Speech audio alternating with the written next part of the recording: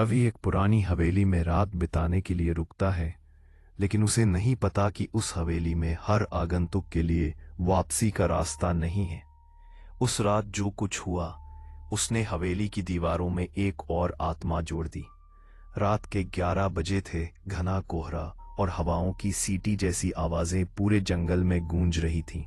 सड़क के किनारे एक पुरानी टूटी हुई हवेली खड़ी थी, जैसे सदियों से किसी का इंतजार कर रही हो। जो शहर से आया था, उस हवेली के पास अपनी बाइक रोकता है। उसका मोबाइल नेटवर्क चला गया था और उसे एक रात वही रुकना था। हवेली के अंदर जाते हुए उसके कदमों की आवाज दीवारों से टकरा रही थी। कमरे में जालों से ढकी चीजें थीं, पुरानी तस्वीरें दीवारों पर टंगी थीं। एक तस्वीर में एक औरत थी, जिसकी आंखें जैसे उसे देख रही हों। रवि डरते हुए पास गया और तभी तस्वीर अपने आप जमीन पर गिर पड़ी। रात के 12 बज चुके थे। हवेली के अंदर से किसी के कदमों की आवाज आई। कौन है वहां? रवि चिल्लाया, पर जवाब में सिर्फ सन्नाटा। अचानक दरवाजा अपने आप बंद हो गया। की रोशनी ऊपर सीढ़ियों पर डाली।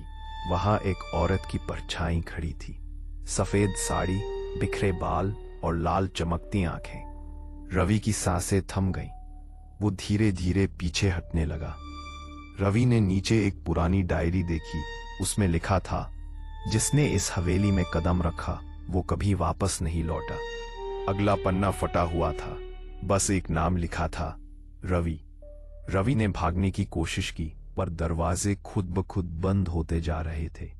वो उसी कमरे में पहुंचा जहां तस्वीर गिरी थी। तस्वीर में अब उस औरत की जगह खुद रवि की तस्वीर थी, और पीछे से वही औरत की फुसफुसाहट, अब तुम मेरे अगले मेहमान हो। अगले दिन एक राहगीर वहां से गुजरा। हवेली पहले जैसी शांत थी, पर खिड़की से किसी ने झांक कर मुस्कुराया। वो रवि था, अब हमेशा के लिए वहीं कैद।